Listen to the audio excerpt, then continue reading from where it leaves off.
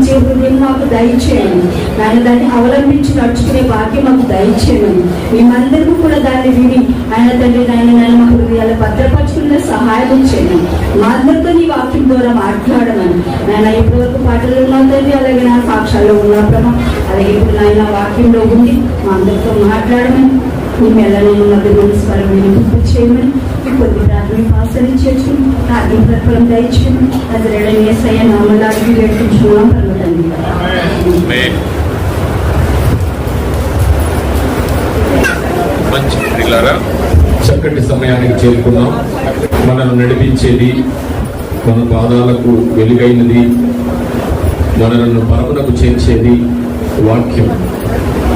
అలాంటి వాక్యంలోనికి మనం ప్రవేశించాం కనుక ఈ హృదయాలను పదిలపరుచుకొని ఆలయానికి వచ్చినప్పుడు ఎంత జాగ్రత్తగా ఉండాలని బైబిల్ చెప్తుందో అంత జాగ్రత్తలు వహించి వాక్యం పట్ల శ్రద్ధ కలిగి వచ్చిన మీ అందరికీ ముందుగా ఆ దేవాది దేవునికి కృతజ్ఞతాస్తుతులు చెల్లిస్తూ, అలాగే ప్రయాణంలో ఉండి పని మీద వెళుతున్న దైవజనులకు దేవుడు తోడుగా ఉండి నడిపించి సురక్షితంగా మళ్ళా మన దగ్గరికి చేర్చాలని, అలాగే కూడి వచ్చిన మా క్రైస్తవ కుటుంబమైన మీ అందరికీ యేసువారి పేరిట శుభాభివందనాలు తెలియజేస్తూ వాక్యంలోనికి వెళదాం. ప్రియ దేవుని సంగమా, ఈ ప్రపంచాన్ని మనం ఆలోచించినట్లయితే ఎక్కడ చూసినా అనేక విధములైన మత కల్లోలాలు జరుగుతూ ఉన్నాయి. మనుషుల యొక్క మాటలు హద్దులేని మాటలుగా ఉంటున్నాయి. అది మతంతో పని లేదు. వారు క్రైస్తవుల, హిందువుల, జైనుల, ముస్లిమ్స్ అనేది పక్కన పెట్టేస్తే ప్రతి మనుషులు కూడా వారి యొక్క అవసరాన్ని బట్టి మాట్లాడే మాటలు కాకుండా అనవసరమైన మాటల్లో మనం నోరు జారుతూ ఉంటాం. ఇది మానవ నైజంగా మారిపోయింది. సో దానివల్ల ఎన్నో శాపగ్రస్తమైన విషయాలు మనం తెలియకుండానే మన మీదకి వస్తూ ఉంటాయి. కొంతమంది ఒక ఇద్దరు స్నేహితుల మధ్యన ఏదైనా ఒక అల్లరి స్టార్ట్ అయినప్పుడు మనం స్నేహితుల వైపే ఓటేస్తున్నామేమో, అక్కడున్న నీతినో లేకపోతే అక్కడ జరుగుతున్న సత్యాన్నో మనం గ్రహించకుండా నువ్వెవరికైతే నువ్వు ఇష్టపడుతున్నావో వాళ్ళ తరపున, లేకపోతే నువ్వు ఏదైతే చెయ్యాలనుకుంటున్నావో ఆ దాని గురించే నువ్వు వాదించి మాట్లాడుతున్నావేమో మనం ఒకసారి తెలుసుకోవాలి ప్రియులారా. ఎందుకంటే అలాగే క్రైస్తవుల్లోకి మనం వచ్చినట్లయితే ఒక మాట ఆలోచించాలి. ఎందుకంటే ఈ రోజున ప్రపంచ క్రైస్తవాన్ని మనం ఆలోచించినట్లయితే ప్రియులారా, ఒకే బైబిలు, ఒకే నిరీక్షణ, ఒకే భక్తి, కానీ ఈ ప్రపంచంలో 3800 శాఖలుగా మారిపోయింది క్రైస్తవ్యం. ఎంతండి? ఈ 3800 మందికి కూడా ఈ ప్రపంచంలో ఉన్న క్రైస్తవ శాఖలకి బైబిల్ మంచుకోవట్లేదు లేదు, సిద్ధాంతానికి ఒకటి లేదు. అందరికీ ఒకే బైబిల్, ఒకే దేవుడు, ఒకే నిరీక్షణ, ఒకే బాప్తిసము, సమస్తము ఒకటే. అలాంటప్పుడు బైబిల్ సత్యంలోకి మనం వెళ్ళినట్లయితే మన నోరుని లేకపోతే మన మాటలను చాలా పొదుపుగా వాడుకోవాలి. మనం మాట్లాడుతున్న ప్రతి మాట కూడా అది అపరాధమైందైతే అది దేవుని దగ్గర రికార్డ్ అవుతుంది అనేది బైబిల్ చెప్తుంది మనకి. మన మాటలు చాలా ఆచితూచి మాట్లాడే పరిస్థితిలో ఆ క్రైస్తవ జీవితాన్ని గడపాలి. ఒక చిన్న వాక్యాన్ని చదువుకుని అంశంలోకి వెళదాం. ఎఫెసీయులకు రాసిన పత్రిక 4వ అధ్యాయము 29వ వచనం. అవసరమును బట్టి క్షేమాభివృద్ధికరమైన అనుకూల వచనమే పలుకుడు గాని దుర్భాష ఏదైనాను మీ నోట రానియకుడి. వినువారికి మేలు కలుగునట్లు అవసరమును బట్టి క్షేమాభివృద్ధికరమైన అనుకూల వచనమే పలుకుడి గాని దుర్భాష అయినను నీ నోట రానియకుడి. ఇది ఆజ్ఞ. ఎవరికి ఆజ్ఞ అంటే అందరికీ ఆజ్ఞే. ఈ భూమి మీద ఉన్న ప్రతి మనిషికి దేవుని యొక్క మాట కనుక ఇది ఆజ్ఞ. అది క్రైస్తవులకే అనుకుని క్రైస్తవులు కాని వాళ్ళు అనుకోవడానికి లేదు. నమ్మిన వాళ్ళకి నమ్మినంత. ఒకవేళ ఈ మాటలు వింటున్న క్రైస్తవేతరులు ఎవరన్నా ఉంటే, ఈ మాటలు వింటున్న క్రీస్తుని నమ్మని వాళ్ళు ఉంటే ఆలోచించాల్సింది ఏంటంటే, ఏ వ్యక్తిని కూడా అతని యొక్క మంచి చెడ్డలు లేకపోతే నీతి వివరాలు మనకు తెలియనప్పుడు ఎవరిని మనం ఆడిపోసుకోకూడదు. ఈ దేవుడిని నువ్వు పూజించుకోవాలి, నా దేవుడిని నేను పూజించుకుంటాను. ఏ దేవుడిని కూడా ఒక మతపరంగా ఎవరిని కూడా మనం ఒక నిరాపరాధిని మనం మాట్లాడకూడదు పిల్లారా. ఇక్కడ మనం చదువుకున్న విషయంలో వారికి మేలు కలుగునట్లు, నీ మాట ఎప్పుడన్నా వినేవాడికి మేలు కలుగుతుందా? మేలు కలుగుతుందా? కలిగినట్లు అవసరమును బట్టి క్షేమాభివృద్ధికరమైన అనుకూల వచనమే పలుకుడి. అంటే నీ మాట ఎప్పుడు ఎలా ఉండాలి? నీకు వింటున్న వారికి కూడా అనుకూలమైన పరిస్థితుల్లో మాట ఉండాలి తప్ప ఎవరినో మానసికంగా బాధపట్టేది కానీ. ఎందుకంటే అధిక మాటలలో చెప్పండి దోషం ఉండగా పోదు. ఎక్కువగా మనం మాట్లాడటం వల్ల ఏమవుతుందంటే అధిక మాటలలో దోషం ఉండకపోదు. చిన్న వాక్యాన్ని బట్టి చిన్న ప్రార్థన చేసుకుందాం. పరిశుద్ధుడా, ప్రేమగల తండ్రి, మహోన్నతుడా, మీకు స్తోత్రాలు నాయనా. ఈరోజు మా ముందు వచ్చిన నీ మాటలను బట్టి ఆయన అంశంలోకి వెళుతుండగా అల్పుడనైన నిలబెట్టి, ఇదిగో జ్ఞానము కలిగిన నీ పిల్లలు ఎంతో మంది ఇక్కడ ఉన్నారు. అలాంటి వారికి అల్పుడనైన నన్ను కొన్ని మాటలు వినిపించడానికి మీరు నిలవబెట్టినందుకే కృతజ్ఞతాస్తుతులు చెల్లిస్తున్నాం. అలాగే ఆయన నేను మాట్లాడుతున్న మాటలలో నా సొంత జ్ఞానము కానీ సొంత ఆలోచన కానీ లేకుండా వింటున్న ప్రతి మాటలో మా జీవితానికి అవసరమయ్యే మాటలను మీరు వినిపించండి. చెబుతున్న నాకు వింటున్న నీ పిల్లలకు సమయోచితమైన జ్ఞానాన్ని దయచేయుటకు నీ కుమారుడు పరిశుద్ధాత్మ సహాయాన్ని మాకు దయచేసి నడిపించమని ఈ చిన్న ప్రార్థన యేసు వారి ప్రశస్తమైన నామంలో మిక్కిలి వినయంతో బ్రతిమలాడి వేడుకొనుచున్నాము తండ్రి, ఆమేన్. ప్రియ దేవుని సంగమా, మనం మాట్లాడుతున్న ప్రతి మాటలో కూడా నీ భక్తిని చూపిస్తూ ఉండాలి. నువ్వు ఎవరినైతే భక్తి చేస్తున్నావో ఆ దేవుని యొక్క మహోన్నతిని, ఆ దేవుని యొక్క జీవిత నైజాన్ని మనం పలుకుతున్న మాటల్లో స్పష్టం చేస్తూ ఉండాలి. ఇగో ఈమె క్రైస్తవురాలు, లేకపోతే ఇతని క్రైస్తవుడు అనే ఒక చక్కటి వినడానికి లేకపోతే చూడడానికి విప్పైన మాటలతో మనం మాట్లాడాలి అనేది వాక్యం చెబుతుంది. అసలు భక్తి గురించి ఒకవేళ మాట్లాడుకుంటే ఒక్క మాట మాట్లాడుకుని అంశం కాదు కానీ అందులోకి వెళ్ళిపోదాం. యాకోబు గారు రాసిన పత్రిక 1వ అధ్యాయము 26వ వచనం చూడమ్మా. ఇదో భక్తిగా ఉండాలా. భక్తి అంటే ఏంటో తెలుసా? ఎవడైనను నోటికి కళ్ళెము పెట్టుకొనక, అంటే ఎక్కువ మాట్లాడితే మనం ఏమైనట్టండి, మనల్ని మనమే మోసపరుచుకుంటున్నాం అన్నమాట అండి. అధికంగా మాట్లాడతాం, తెలియకుండా మాట్లాడతాం, అవసరమైతే ఏమైనా మాట్లాడేస్తాం. అందుకని భక్తి ఏం చెప్తుంది? మళ్ళా చదవండి వాక్యాన్ని. ఎవడైనాను నోటికి కళ్ళెము పెట్టుకొనక, అంటే నోటికి కళ్ళెం ఏంటండి? గుర్రానికి కళ్ళెం ఉండదు కానీ అసలు కళ్ళెం ఎందుకు వాడతారు? కళ్ళెం దేనికి వాడతారు? గుర్రం చాలా ర్యాష్ గా ఉంటది కాబట్టి ఎక్కినవాడు దాన్ని చెప్పినట్టు వినడానికి, కంట్రోల్ చేసుకోవడానికి ఏం చేస్తారంటే గుర్రం సడన్ గా దాని ఉద్దేశాన్ని మార్చుకుంటది. నేను పడగొట్టాలంటే పడగొడుతుంది, తీసుకెళ్లాలంటే తీసుకెళ్తుంది. గుర్రానికి ఆ నైజం ఉందండి. అవతలవాడు కత్తి యుద్ధం చేస్తున్నా సరే కత్తికి కూడా దొరకకుండా పైన కూర్చుని వాడు కాపాడుకుంటుంది. గుర్రం నైజం అది. కింద పడేయాలనుకుంది అనుకోండి పడేస్తుందండి. సో విన్నప్పుడు దాన్ని ముక్కుదూలానికి ఒక తాడు వేసి దానికి కళ్ళు అన్నారు అనమాట. అలా మనకు కూడా అంటండి, మనం నోటికి కళ్ళు అంటండి. నోటికి చిక్కం కాదు, చిక్కం వినుంటారు మీరు. నోటికి చిక్కం పెట్టుకోవాలని బైబిల్లో ఉంటుంది, సామెతల గ్రంథంలో. చిక్కం కాదండి, నీ నోటికి కళ్ళు పెట్టుకోమంటున్నాడు నీ భక్తి విషయంలో. ఎందుకంటే ఏదేదో మాట్లాడేస్తాం, ఏదేదో అపరాధుల్ని మనం విమర్శించేస్తాం, ఏదేదో తీర్పు తీర్చేసుకుంటాం. అందుకే అంటాడు ఆయన, ఎదుట వాడి కంటిలో నలుసుని చూసే ముందు. నలుసు అంటే ఏంటండి? ఏమండి, ఇక్కడ నలుసు అంటే పాపం. నీ కంటిలో పెద్ద పాపాన్ని పెట్టుకుని ఒక చిన్న పాపం ఉన్నవాడిని మనం విమర్శిస్తూ ఉంటాం. నలుసు అంటే ఇక్కడ ఏంటి? పాపం. నీ పాపం గురించి నువ్వు మాట్లాడు, నువ్వు చాలా పాపాలు ఉన్నాయి. కానీ ఎదుటి వాడిని మనం ఏం చేస్తాం? విమర్శిస్తూ ఉంటాం. అలాంటిదే బైబిల్ చరిత్రలోకి మనం వెళితే ఒక చిన్న జరిగిందండి.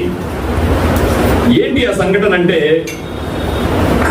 యూదులందరూ యేసుని అంతం చేయాలని, యేసు ప్రభువాన్ని అంతం చేయాలని కంకణం కట్టుకుని వాళ్ళ దారికి అడ్డొస్తున్నాడనే విషయాలతో ధర్మశాస్త్రాన్ని నమ్ముతున్న ఆ శాస్త్రులు పరిచయులకి ఈయన బోధ అడ్డుగా ఉందని.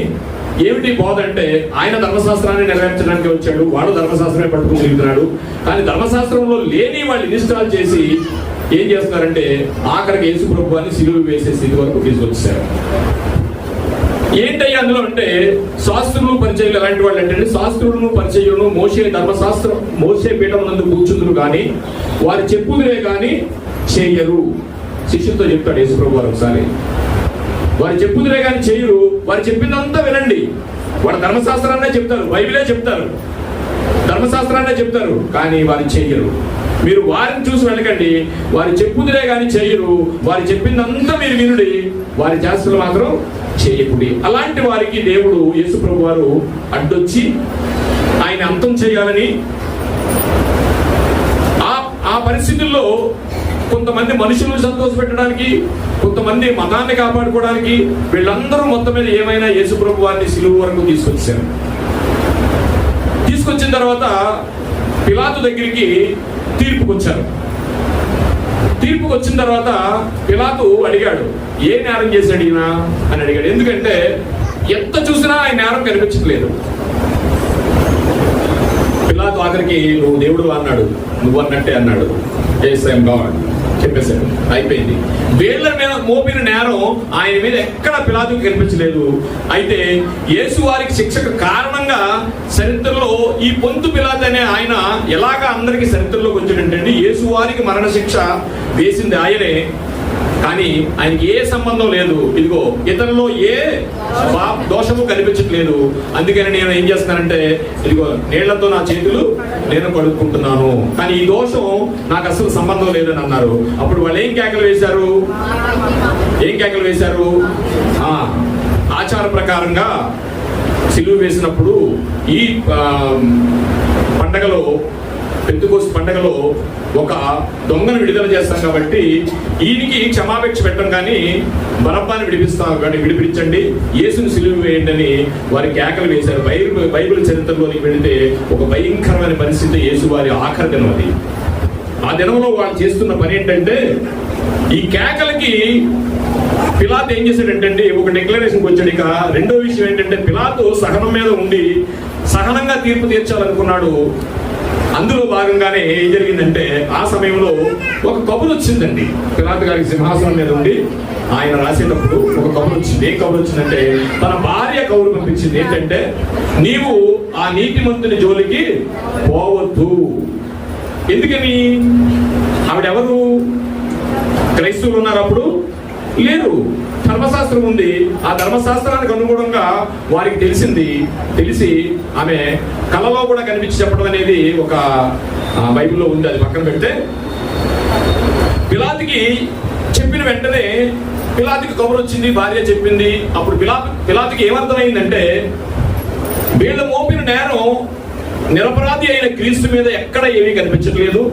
రెండవది భార్య కూడా ఆయన కబురు పంపించి ఆ నిరపరాధి ఆ నీతిమంతుని జ్యోతిని నువ్వు బాగవుతానుగానే ఆయన ఏం చేశాడు చూడండి ఒకసారి. మత్తయి సువార్త 27వ అధ్యాయము. పిలాతుకి ఏమర్థమైందంటే యేసు నీతిమంతుడని నిరపరాధిని గ్రహించి దేవునికి భయపడి అంటే అతను అన్యుడండి. ఎందుకు యూదులు ఇశ్రాయేలీయులు అందరూ కలిసి యేసు ప్రభు వారికి పిలాతుకి పెంచారంటే యేసు ప్రభు వారికి శిక్ష వేయడానికి వీళ్ళకి అధికారం లేదండి. ఎవరికి? యూదులకి, ఇశ్రాయేలీయులకి అధికారం లేదు. అందుకని ఒక శిక్ష వేయాలంటే రోమా ప్రభుత్వ అధికారి మాత్రమే వేయాలి కనుక అప్పుడు రోమా ప్రభుత్వ అధికారికి ప్రెషర్ ఇచ్చి మీరు ఏమైనా సరే యేసుని మరణ శిక్ష వేయాలి అని అన్నాడు. ఇతరులో చూడడానికి ఏమీ లేదు, మరణ శిక్ష వేయడానికి అని అన్నాడు. వాళ్ళు కేకలేని ఎక్కలేని బైబిల్లో మనకి కనిపిస్తుంది. అప్పుడు అతను ఏం చేశాడంటే తప్పించుకోవాలనుకున్నాడు. అందుకని ఏం చేశాడంటే మత్తయి సువార్త 27:22 వచ్చింది. అందుకు పిలాతు అలా అయితే క్రీస్తు అనబడిన యేసును ఏమి చేతునని వారిని అడుగగా సిలువ వేయమని అందరూ చెప్పిరి. అందులో ఎవరున్నారు? ప్రజలు ఉన్నారు, నాయకులు ఉన్నారు, శాస్త్రులు ఉన్నారు, పరిచయులు ఉన్నారు. అందరూ కలిసి ఏం చేశారు? సిలువ వేయాలని కేకలు వేశారు. అధిపతి అతడు ఏ దుష్కార్యము చేసినని అడుగగా వారు సిలువ వేయమని మరి ఎక్కువగా కేకలు వేసిరి. మనం చెప్పుకున్నాం ఇందాక, మన మాటలు ఎలా ఉండాలండి? మరి ఎక్కువగా ఉండకూడదు. వీళ్ళు ఏం చేశారు? ఈరోజు మనం తెలుసుకునేది ఏంటంటే, ఒక నిరపరాధిని మనం నిందించేటప్పుడు విషయం తెలియకుండా ఒకళ్ళ మీద, నీ సహోదరుడి మీద, లేదా నీ ఇంటి మీద, నీ పక్క వాళ్ళ మీద, సొసైటీలో ఎక్కడైనా నువ్వేదన్నా వివరాలు తెలియకుండా మా వాడిని ఏదో అన్నాడు అనుకుని నువ్వు ఆ నిరపరాధి అయిన అతని మీద నువ్వేమైనా నేరం మోపుతున్నావేమో, ఆ నేరం మనకి దోషం కింద మారుద్దనే విషయాన్ని ఈరోజు తెలుసుకోవాలని నా ఆలోచన. బైబిల్ స్టోరీ కాదు, బైబిల్ కథలు కాదు. ప్రతి అక్షరాన్ని ఒక గూఢమైన మర్మాన్ని దేవుడు దాచించాడు. వాటన్నిటిని మనం ఎలా తెలుసుకోవాలంటే, బాగా చెప్పారు, బాగుంది, ఇవి కాదండి, ఈ రెండు కాదు. ఏమి నేర్చుకున్నాం ఇవాళ?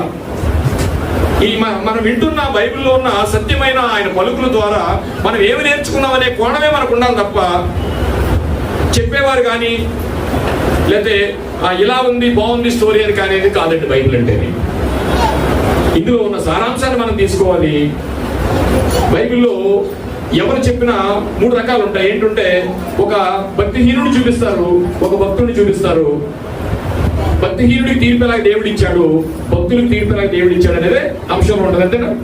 ఎవరు చెప్పినా దేవుడు ఉంటుంది కదా. ఒక వాక్యం చెప్తున్నప్పుడు ఓ మంచి జంట చూపిస్తారు, మంచికి మంచి, చెడ్డకి చెడ్డ. అప్పుడు మనం వింటున్నప్పుడు ఏముండాలి మన ఆలోచన? నేను మంచి మార్గంలో ఉన్నానా, చెడ్డ మార్గంలో ఉన్నానా, మంచి గుంపులో ఉన్నానా, చెడ్డ గుంపులో ఉన్నానా అనేది ప్రతిరోజు మనం అన్వయించుకోవాలనేది నా ఉద్దేశం అన్నమాట అండి. పిలాతు గారు అంటున్నారు, 24 అయిపోయిందా? పిలాతు అల్లరి ఎక్కువ అవుతున్నది కానీ నా వలన ప్రయోజనం లేదు. అధికారే కానీ ఆయన ఏం చేయలేకపోతున్నాడు. ఎందుకంటే మొత్తం అందరూ ఏకమైపోయారు. నిరపరాధి అయిన యేసు ప్రభు వారిని సిలువ వేయమని కేకలు వేస్తున్నారు.